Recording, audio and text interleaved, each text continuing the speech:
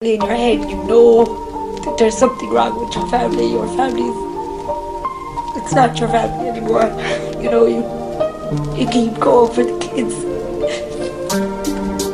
I know he's at peace, and I know he did what he did to give us peace, because he couldn't give us that peace while he was alive.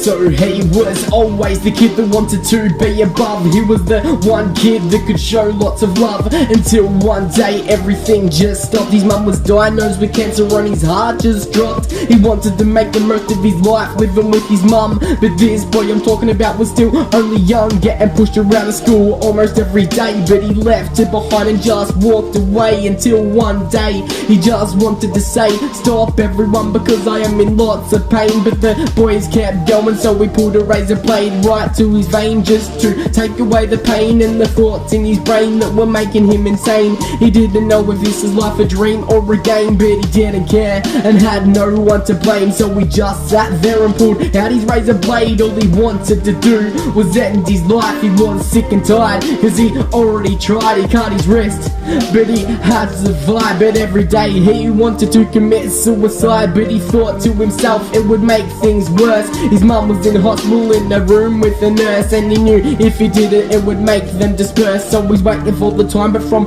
then he was hurt. His dad was always home and he didn't have a job. His dad was always drunk and his dad was just a snob. He said to his dad, "You were such a bum." He said, "Why, son?" He replied, "Go and visit mum." But he sat on his bum and just kept drinking. The boy went to his room and started thinking, "What am I going to do? I just want to die." He put his face on the pillow and started to cry. He went to the corner to buy some ice. The next day he went to the shops and bought a pipe. He waxed school and then he started to smoke it. His dad caught him and said, "You have to be joking." He said back, "Well, my life is fucked." His dad walked away and said, "Suck it up." Then he pulled out his blade and began to cut. After 4 cuts, there was so much blood, he got a rope and tried to cut his circulation. He was trying his hardest cause he was so aggravated. After 10 minutes he was dead on the floor. His dad walked up the stairs and he opened up the door. His son was laying down. He said, "What have I done?" He picked up a note and said, "I love you, mum." His dad stood there with tears running down his face. His dad said to himself, "I am such a disgrace." He got his son